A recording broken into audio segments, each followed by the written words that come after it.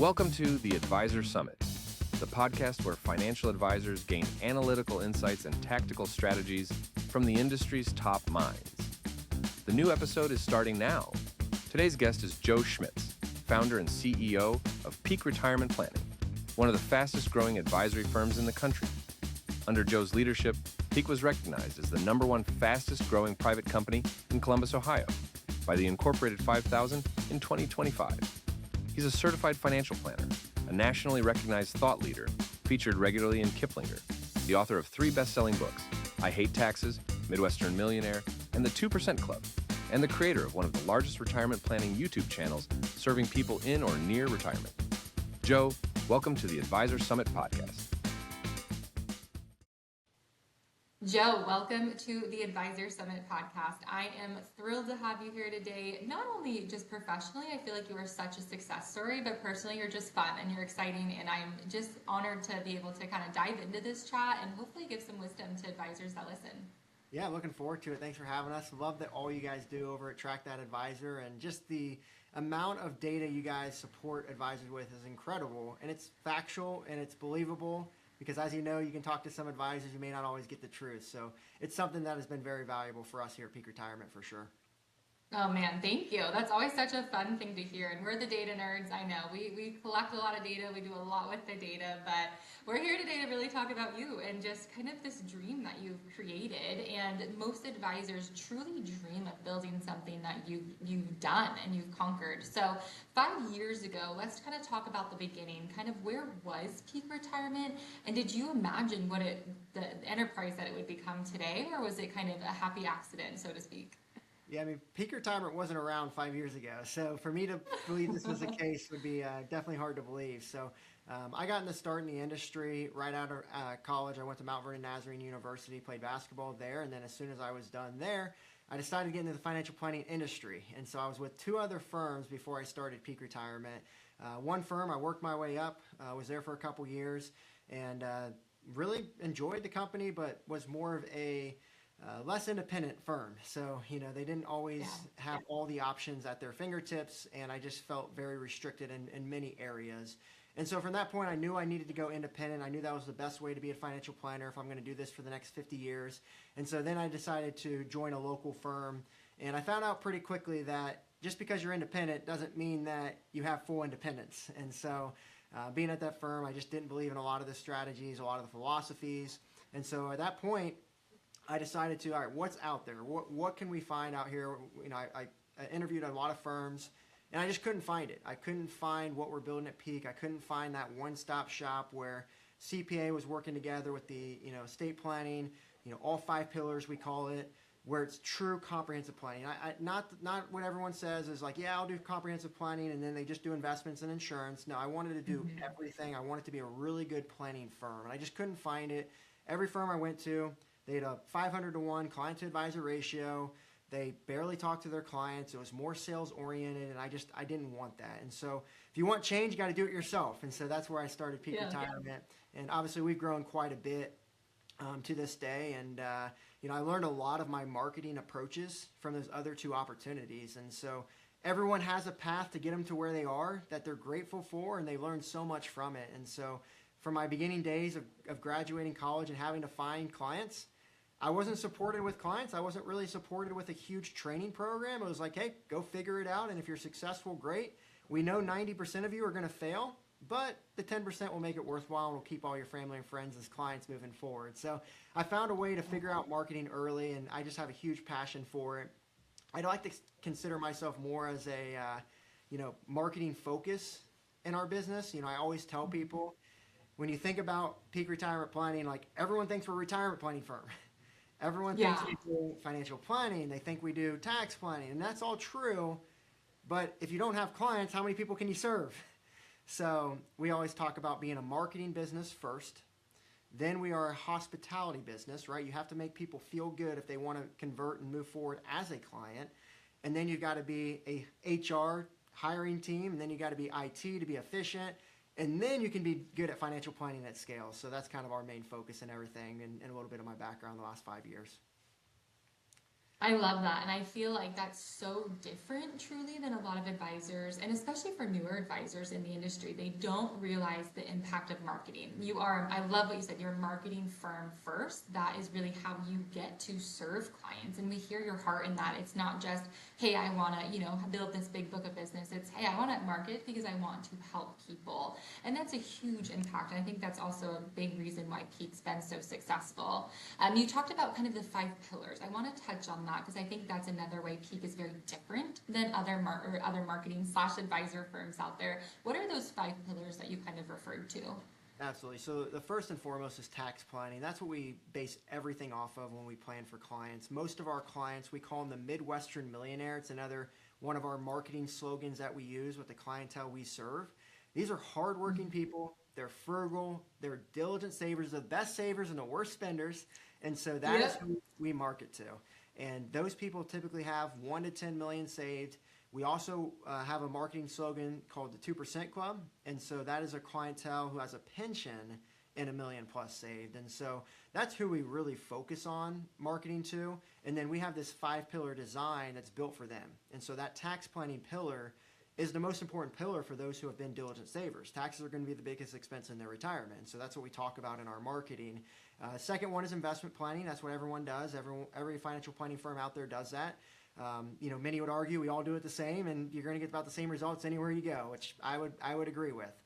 The third pillar is income planning, so that's just simply helping them, get a retirement income for ongoing. Social Security planning, all of the details that come with that. Healthcare planning, so long-term care planning, Medicare planning, we do that in-house as well. And then estate planning, helping them facilitate their estate planning documents, helping them, transfer this wealth to their next generation. This was something that I'm very passionate about. Our team is a group of young advisors. And Yeah, so young. a lot Yeah. of clients come to us for that reason. And we always tell them, we're going to be here for your retirement. We're going to be here for your spouse's retirement. We're going to be here for your kids' retirement. And then we always say, we'll probably be here for your grandkids' retirement too. And sometimes I have to joke and say, I may not be, but someone on our team will be. But that's our goal, is to see that generational wealth transfer and build lifetime relationships with our clients is a big goal of ours. I love that. And I think that's really utilizing your youngness. A lot of people feel that is a detriment in the financial industry. They expect to see, quite frankly, a middle-aged older person doing their financial planning. And so if you can kind of tailor it and reframe that, I think that is really powerful. And that would bring me comfort. Hey, you're going to handle my kids' stuff. Awesome. That's perfect. And especially in the Midwest, I went to Dordt College. I don't know if you're familiar doing Mount Vernon. I feel like that's a similar style of college, but in the Midwest. And man, those people care about family. And it is so cool to see. And they just love family. And they're terrible spenders and great savers. If I have to eat anything out of a butter Tupperware again, I'm going to cry because it was just so much savings. But it's awesome, and I love that your team is young. Is that something that you went into kind of building this firm knowing that you wanted to give an option and a chance to younger advisors? Is that something that kind of just happened naturally? I would say both. I have a passion. Okay. Like, one of my biggest passions is just developing people. I get a really big enjoyment. I get a lot of thrill from helping someone who doesn't know much turn them into a rock star. And so that's what we've done at Peak. We've taken a lot of people without industry experience, people right out of college, and we've turned them into CFP advisors who can serve clients extremely well and just, tap into our model and just make a great living and do great for themselves. And so that's what I have a passion for. And so I used to coach basketball, AAU basketball. And so that was kind of my heart. Like, I want to be able to mentor. I want to be able to coach others. And so I realized quickly as I started Peak that I can have that same coaching mentality within the business.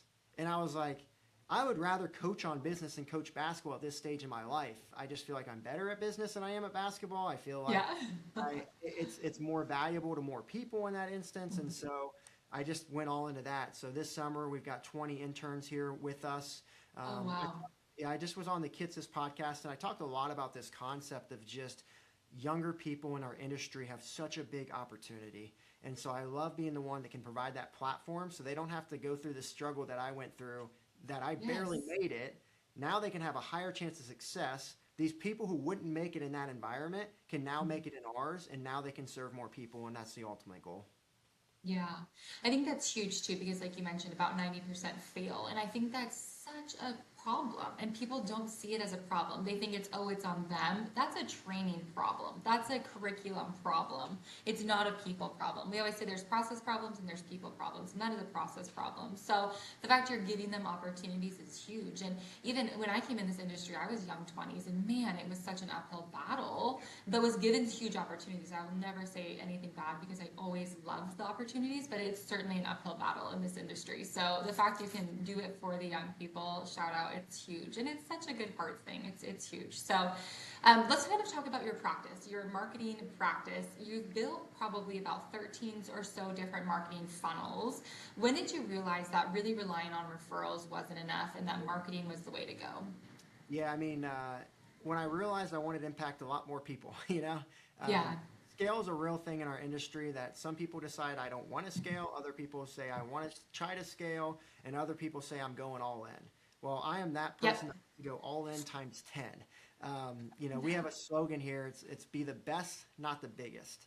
So although we do want to scale and we want to serve as many families as possible, Yeah. we have to ensure our standards are at the level that is going to be something that we feel good about. Like I don't want Peak Retirement's logo to be up on a door on a building somewhere, and then they get a poor experience. And so that's something we take very Yeah. seriously. But when I've realized early on that, as I mentioned, coming into starting Peak from my industry experience, I just realized nobody really does great planning out there. And I don't want to talk bad about our industry or bad about specific advisors that do the right thing, because I know they exist. But unfortunately, we have a lot of either insurance salespeople out there, or we have these big wirehouses or these other places that just do purely investment management. And so there's a huge gap that these consumers, these retirees, are not getting served well.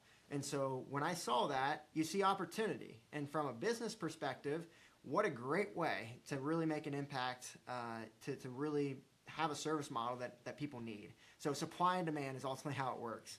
So we just decided to go all into it. And I knew early on that I had a passion for education as well. That was something I just did a lot of workshops early on. Molly, your listeners may be shocked to know, but like I did 200 workshops in the community. Basically, it was like 150 to 200 workshops in the community each year for 2 years straight. And it was Wow. 3 or 4 nights a week I was doing a workshop. So Yeah, that's a it's commitment, Joe. That is a time commitment that you went all in times 10 for sure, because most people do 1 to 2, maybe a week, Yeah. And maybe. and that's the main theme that I hope that listeners can gain from this is that you have to start somewhere. People may Yeah. see me on YouTube and they see our channel has 260,000 subscribers. They see, we're getting all these leads from YouTube. We're getting, 35 leads a week as a firm. Like they're probably seeing all that and they're just like, oh my goodness, like I need to do YouTube. I need to do this. It's like, no, you need to start slow and small, and you need to start with workshops. You need to start with something foundational that's working, Yeah. referrals, whatever it may be. And so for us, it was workshops. My content was nothing when we started. And while I was doing the workshops, I started to build out the other funnels. I actually had a friend of mine tell me, he goes, man, what's really awesome about what you've done is you've built all the funnels before you had the infrastructure. Most people Yeah. build the infrastructure Yeah. first, and then they try to build the funnels, and they're always behind. They never have enough leads to fulfill what they want. Our Yeah. problem now, which is a good problem to have, is we can't take on all the leads that are coming in. We've had to slow down our marketing. We'd love to speed it up, but we just have to slow it down to ensure the service level is where it is. But it takes a lot of time to get all those funnels to the point where they're working together. But also the thing that I've been most surprised with over the years is that the funnels all work together. Like Yes. I've written 4 books.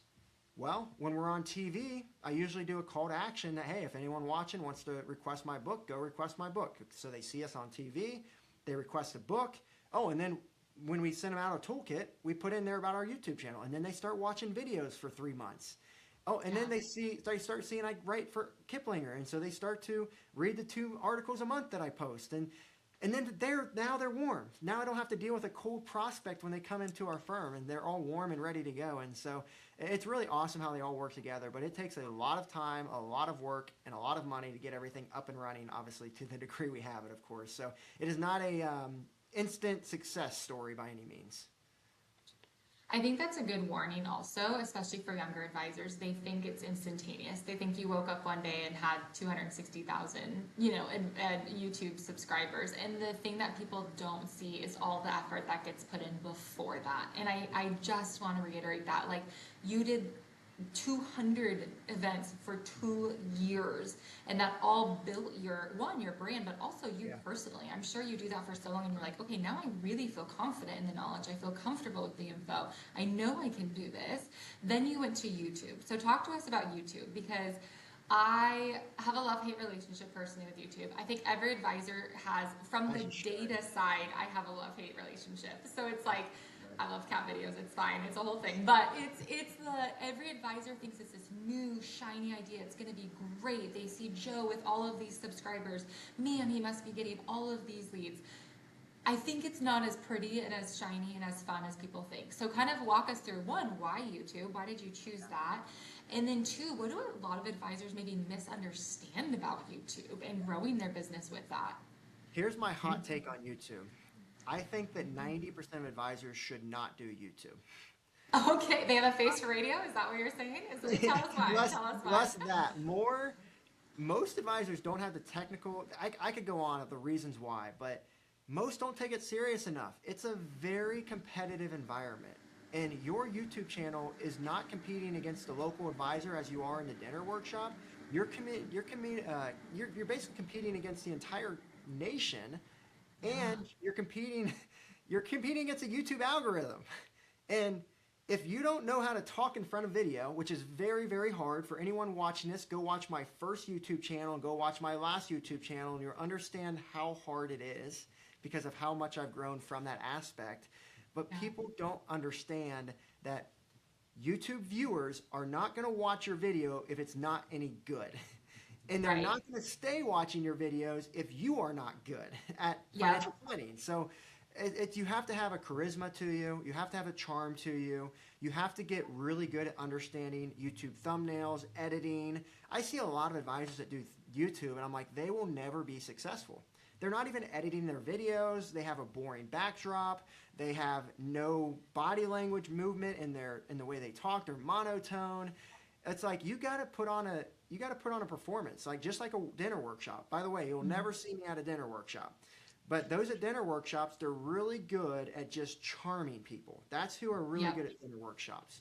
You have to have that same feel, but that same feel won't work. You have to do it in the YouTube educational setting and way. So you got to be exciting, you got to be fun, you got to be down to earth, you got to be honest. And these YouTube viewers are different than any other lead out there. And so that's what I also try to tell people is if you don't like working with those engineers, if you don't like working with the DIYs, if you don't like working with those people who want to see everything before they implement, you do not want to work with YouTube leads. I've talked to specific advisors that had the same problem and they decided not to do it after that. And so I enjoy serving those people. Our firm enjoys serving it. We are more of an analytical engineer type of firm when it comes to financial planning. So they really respect the level of planning that we do and detail we go into. And we've got a service model to serve that. But also, like, we don't get many local clients from YouTube either. It's all virtual. So you have to change your entire business to serve virtually. And when we started YouTube and we started getting leads, we didn't close many at all because we didn't know how to do business with people virtually, and it was very uncomfortable. So there's a lot more dynamics there at place that people aren't considering. Yes, YouTube builds trust. Yes, video builds trust. But if you're not any good, you could be just turning your wheels and not seeing any success. Oh man, I love that. I love that it's a certain type of person because we've even seen that in the data. Digital responds so differently than a classic dinner seminar financial person. Like that is a very different mindset there. And I think again, I don't think a lot of people are built for it. I think that they want kind of the more simple transaction or the more traditional, not simple necessarily, but the more traditional style that people have done. So it's a very fair warning. Have you found that, another thing I just think about the data side, because you guys are very analytical, have you found that YouTube leads are as qualified as maybe other leads? Because I feel like the data says different, but I'd love to hear from your perspective. Yeah, I mean, it's all going to be based on what you talk about, right? So Okay. if I started a YouTube channel and said, I'm going to help 30-year-old people, I'm going to help them high income millennial, I'm going to help them be successful. You're going to obviously attract that crowd. You're not going to attract any rich retirees, right? That's just how the game works. So with our YouTube channel, we only talk to those who are Midwestern millionaires, 2% club, million plus in pension, people who hate taxes. Well, we know that 80% of Americans don't pay taxes in retirement. So those are typically people who have $500,000 or less saved. So that automatically qualifies out that crowd because they're less concerned about taxes. And then we talk about the 5 pillars, comprehensive planning. And so we are talking to people who want those things or are those things, right? We're talking to typically people with more of a conservative political stance when we talk about hating taxes, right? Yeah. We're typically talking to that Midwestern millionaire. We're talking to that person who is just down to earth. We're not talking about, that person with $20 million more saved. We're talking about 2%. We're talking about people with pensions. So most of our leads, pretty much all of them at this point, are $1 million plus with a pension. Like it's like 95+% of people who come to us at this point are in that category. And so we pre-qualified our leads through our messaging. And so we have a questionnaire on our website that people can fill out to schedule a time with us. But I know if they're going to take the time to do that, they already know who we serve and who we don't serve because I'm so strict about it. And whenever I do call to actions in our marketing, I'm always very clear to say, hey, we're not the right fit for everyone. We do have specific criteria. But if you find yourself with a pension, $1 million plus saved, and these concerns that we talk about on these videos, highly recommend you schedule a time. And so we are just able to pre-qualify before they even come in. Yeah, I think that's fair. And it's giving them freedom as well. I was reading in a book the other day, it was like, man, if you try to service everybody, but you don't want everybody, it's actually unfair to the client too. You're not the right fit for them and you're holding them back from potentially finding the right fit or just wasting their time also. So I know a lot of people are like, man, we need to serve the masses. But if you can't serve the masses well, you're actually doing a detriment to them. So it's I think kind that's of the both number sides. one. I think that's one of the number one failures in marketing is niche. They don't do niche marketing. It's just like our success rate since we've really just gone into our 2% club niche. I mean, that's only, so just for everyone's understanding, the 2% club, there's only 20% of people who have pensions out there. And there's only 10% of people that have $1 million or more saved. And so if you combine those two percentages of the people that we look to work with, it's only 2% of the population if you combine those two. So we only market to 2% of the people out there. Well, when little Sally watches our YouTube channel and sees that, hey, if you have a pension $1 million plus, and she goes, that's me. I know that. Is she going to work with us or is she going to work with the guy doing a dinner workshop who says that I'll serve anyone, any of you guys, come in and see me. I don't care if you got $100,000 or $1 million. We'll get you an income annuity. Just come on in, right? Like, who's she going to choose? And so that's where we've just kind of, separated ourselves. And if someone comes to us and is a business owner and is about ready to sell their business, yeah, like there's other advisors that are going to be better that talk about that on YouTube that we're not going to get, and we're okay with that. Yeah. And I feel like pension as well is another style of people. Typically it's going to be, educators, like fire, police. I mean, I think my husband's a firefighter. So I'm like, okay, that would be, we're pension people. You know what I mean? That's different style of people I find than, just anyone off the street. So not that we're better, it's fine. Yeah, But and all that too, like I'm from a very small rural community. And so I grew up around these Midwestern millionaires, these people with pensions. And so I want to serve those who have served me all of my life, and especially the police officers, firefighters, as you mentioned, military, federal employees. That's who we serve, and so it's enjoyable. I mean, you're serving people who really need the help, who don't know any better as well. So it's better for us to serve them than someone else just trying to sell them products or put them in investments and such. Yeah, I love that. I think niche marketing is very important. I think doing kind of all marketing, like you mentioned, also is your TV leads to the book, leads to your YouTube channel. How do you know? That makes it hard to track, right? It makes it hard to say, okay, what really actually was the point of sale? How do you know when it's maybe time to let go of a marketing channel? Because you run a lot simultaneously, but how do you know when it's like, hey, this just is not working, we need to cut the plug? Yeah, when we look at our funnels, typically we look at before we actually do it, we want to research and see what's going to be the best before we implement. And then we have a rule that we're going to wait 1 year before we decide if we're going to let something go or not. So that actually allows us to commit to it more in the front end to ensure it's going to work. Because if I know I'm going to pay the bill for a year, I'm going to do more due diligence before that time starts. And so, like, I'll give some examples. Like the big dinner seminars that people are doing right now, or not the dinner, the movie ones. Like, I know you guys are seeing great ROI on that. I know it works for a lot of advisors. I know it would work for us. We decided not to do that. And one of the big reasons why is because I was like, if I got to take a year to commit to this and figure out all the processes and do all of that, I'm taking away from our other funnels that are working really, really well.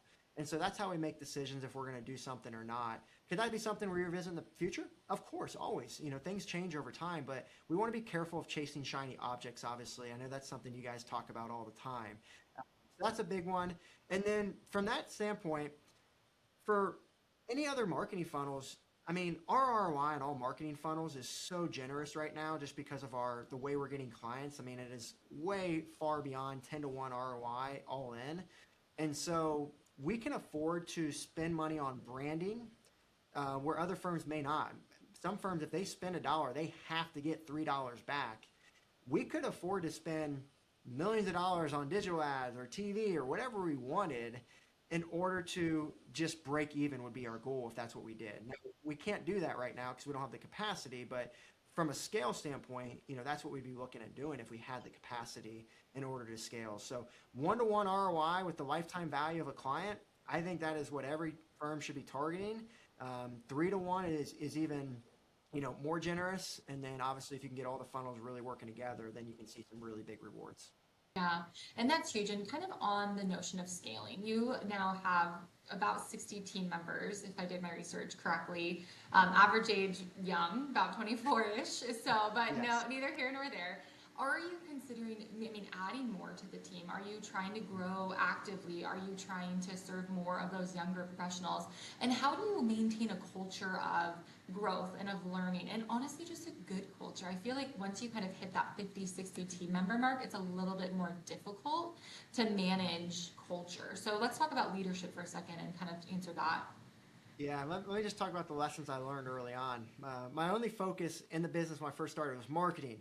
Let's get a ton of leads. Let's get these leads converted. That was the only focus. In that world, I was like, man, who cares about hiring? Who cares about culture? Who cares about leadership? Like, we can't have any of that unless we figure this part out. And so we went all into that. And then I realized, oh, wait, shoot, we have a bottleneck here. We don't have enough people to serve these people coming in. And so now we've gone, like, now our main focus of a firm is hiring. That is our biggest focus right now. It's ensuring that we can hire A-plus players who want to live in our ecosystem of intensity, strong values. We have very strong Christian and conservative values as a firm. And so we really want people who are aligned with our mission and who we are. So that is our big focus now. We do a ton of job postings. I do a lot of speaking at universities. We do a lot of outreach to get activity to hire great people. Last year we had 5,400 applicants. We only hired 19 people. So we have very high standards for who we do hire, which means that we need a big pool to choose from. And so that's our big focus. And why is it so slim, the amount of people we work with? Well, we run our organization like an elite sports team. Yeah. You can only pour best. into so many. Realistically, you can only pour in well to so many, I guess I should say. Yeah, that, and also like just to hold standards to the extreme, you need really good people to be able to do that. And so we run our ship really tight. Like, we are very together. We are all doing the same thing. We are holding each other accountable. We have really hard conversations, conversations you don't want to hear. We're just calling it out. I was in a training yesterday, and at this point in my, where we're at as a firm, I'm in trainings for 15 hours a day. And some people would look at that and be like, that's insane. You need to be focusing on other duties. You need to be doing other things. What else would I be doing? Marketing's figured out. Client service is great. I need to train up these new people to be successful quicker. And so that's where I want my time spent, along with the fact that all of these leads are coming in from my presence. So if they're coming in because they like how I'm teaching, they like how I'm talking, they like how I do planning, it's my duty to that client to ensure that our team is going to mirror that personality. And the training, yesterday, we had a guy that didn't do a role play really well. We were practicing role play. He didn't do it really well. One of our team members said, "Hey, that was good. Like that would have been fine in front of a client. Like it would have been okay." I got on him. I said, and this is what I primarily say. I said, "Look, I spent 5 years building this firm up to where it is. Yeah. And not only myself, but all of our team members who have been here over all the years have spent so hard to hold the standard really high. We are committed to this firm. We're committed to our clients." I said, "I am not going to let you come in here and lower the standard. I'm not going to let you come in here and say, just okay is good enough. If it's not excellent, it's not going to pass here." And so that's where I feel like my value lies right now, is just holding standards. We have another team member that we call the director of standards. Their job is to run around and coach people, making sure everything is good to go, making sure that, they are just excellent everywhere. We also have a phrase that we utilize a lot with team members called always be coaching. Mm-hmm. And so we've trained all of our team to have an eye for detail, have an eye for extreme level customer service, have an eye for growth, have an eye to how can we make things more intense.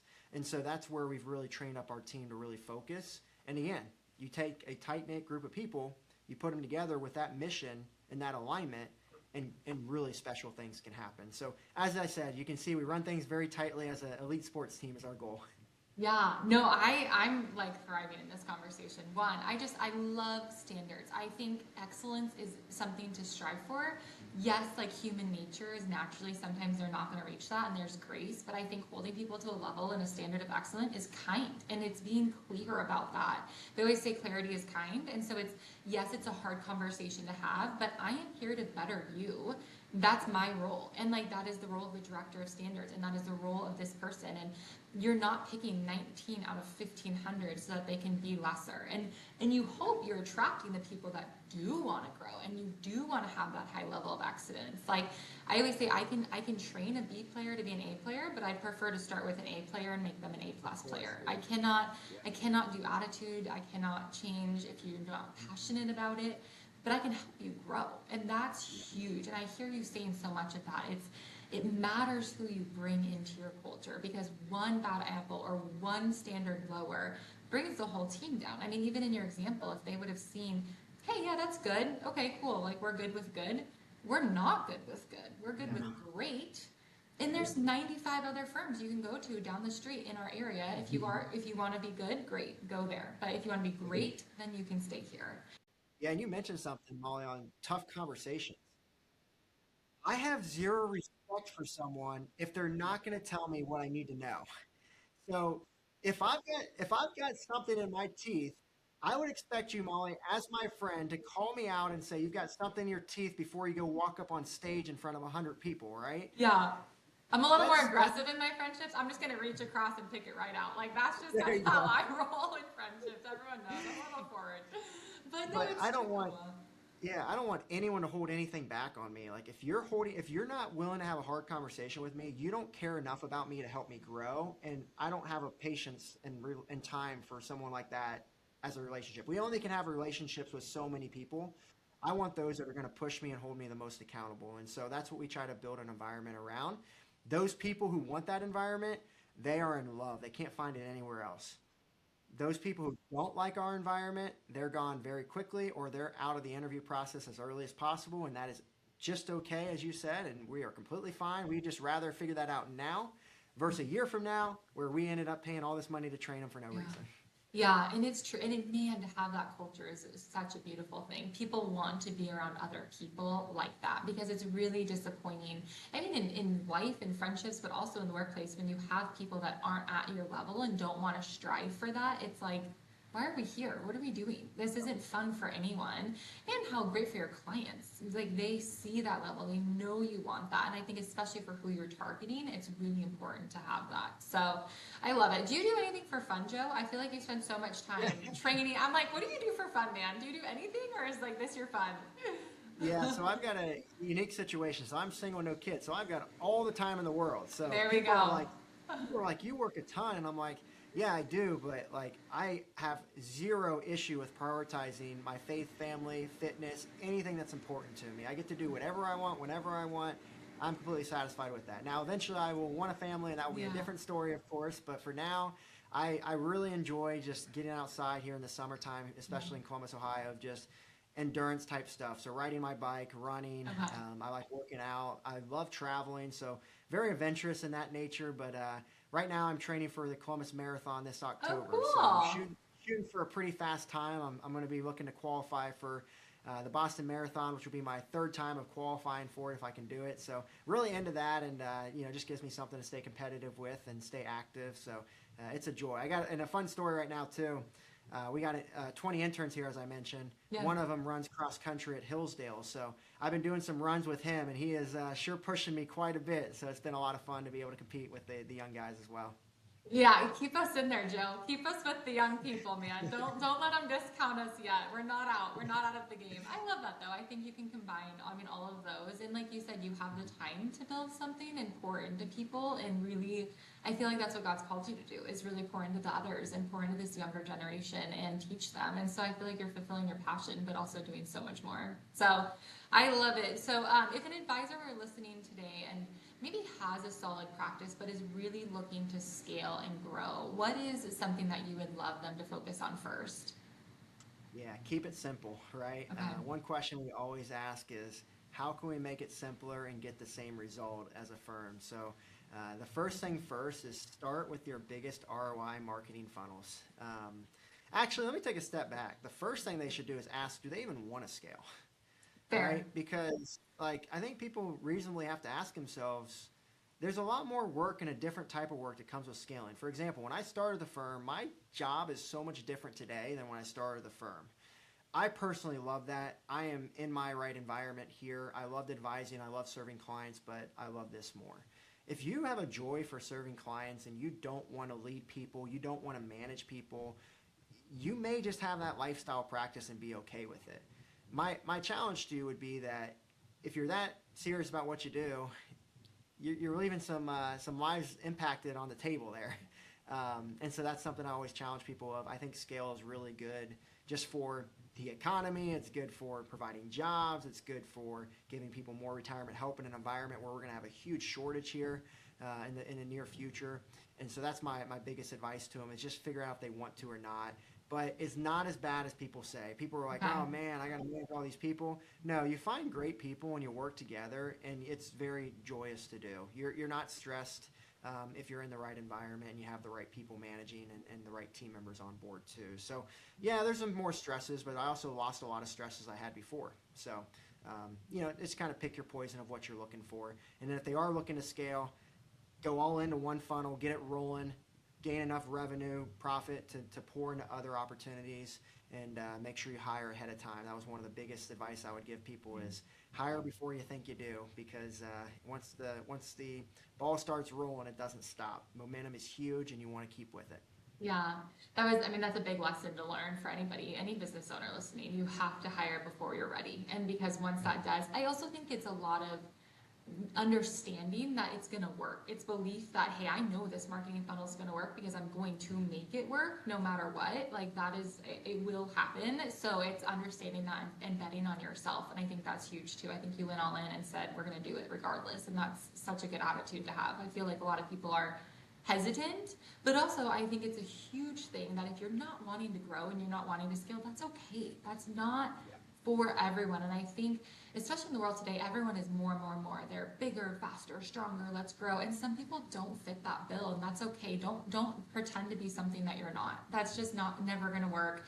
Genuine connection is huge. Genuine authenticity is huge. So kind of just as we wrap up here, I would love to do a quick rapid fire, just some quick questions, small answers, but one marketing metric that you look at weekly. Which with your attracted advisor, so that's like you're looking at 9 million weekly. But what's one marketing metric that you look at every single week? Yeah, I mean, we track everything. So I get a stats dashboard every week that shows me all the stats within the firm, all the KPIs. Very valuable to have and know where the problems are to spend more time. But the number one thing I always look at is leads per week. How many leads are we getting per week, so we know how to how many to bring on per week, how many do we need to cut back marketing and do all of those. That's the main motive right now. Main motive, love it, leads. What's one book every business owner should read right now? Besides yours. Yeah. Well, if they're looking to scale, who not how for sure. If they're looking to really figure out this marketing game and have some more data to track, so they can get you guys some more business there, right? Is who not how. I mean, that is a huge book. Just an understanding that you don't have to do everything. Yeah. Just find someone better than you, and you'll get better results. And that's what we've really done here at Peak. Yeah, love that. And again, it establishes a person. I think in this world, we forget that people are so important and they need to be seen and they need to be taught and they need to be heard. So love that. If you had to pick one, podcast or YouTube? So for business, learning. YouTube. Of course. Yeah, okay. For myself, I'm a big podcast person, but only if it's at 2x speed. Oh my gosh, that stresses me out, man. How do you do 2 times? I'm like 1.5 and I feel like on my runs it goes so much faster because I'm like, I got to keep up with the pace of the book. So yeah, I'm sprinting on my runs because of that, right? But no, I just, when I listen to podcasts, I just look for nuggets. And so, not to be like have an arrogant feel or that, lack of humility, but like, I know most of the stuff they're talking about on podcasts. And so, but there is that idea or that concept that's like, oh wait, no, I need to capture that, and so maybe I'll re-listen to it or go back and listen to it. But just looking for those main key points in most podcasts I listen to. If it's a really fruitful one that I'm going to get a lot out of, I'll listen to it a little slower, but not very often. I don't have the patience for that. Yeah, you'll be like the average, like the rest of us, the smaller people here. What podcasts do you listen to? I'm more just curious than anything. Yeah, so just a lot of podcasts around business, a lot of podcasts around financial planning, a lot of podcasts around culture, leadership. I have like probably 10 to 15 podcasts that I funnel in and out of, and I get to subscribe every week. Every week I go in, I save the ones that I want to listen to, the ones that don't seem interesting, I just leave them off, and then I listen to them throughout the week. So whenever I'm driving, running, working out, biking, whatever it is, I'm always trying to listen to something to gain some knowledge. To learn. I love it. And then last kind of thing, if you just wanted to leave kind of one life lesson or one piece of advice for those listening, what would it be? Not necessarily, maybe it can be advisor related, it can be marketing related, or it can be spiritual, anything, kind of just one piece of advice for the world. Yeah, I would say just trust the process, right? Trust the process. Like something I live my life by is just let the Lord lead, and then you just follow where you need to be at. I try not to think out future. I try not to think long term, right? I mentioned our motto, best not the biggest, earlier. It's just be where you are, be present, and just see where it can go, and just give everything you have every day. And I think things work out in the end for that for good. So that's my biggest focus, is just be where you are. I love that. Amen. And be present. Be present where you are, see where the Lord's leading you, and kind of go from there. I think that's huge. So thank you for joining us today. Thank you for your knowledge. You've been just so enjoyable. Like, you have that charisma, like you mentioned, you have to have for YouTube. And I hope every advisor kind of gets something out of it. So thanks for joining. Yeah, thanks for having us, Molly. Thanks for joining us for another episode of the Advisor Summit podcast. If you enjoyed today's episode, please subscribe, leave a rating, and share it with someone who could benefit from the conversation. Thanks for being part of the Advisor Summit community. Your support means the world to us.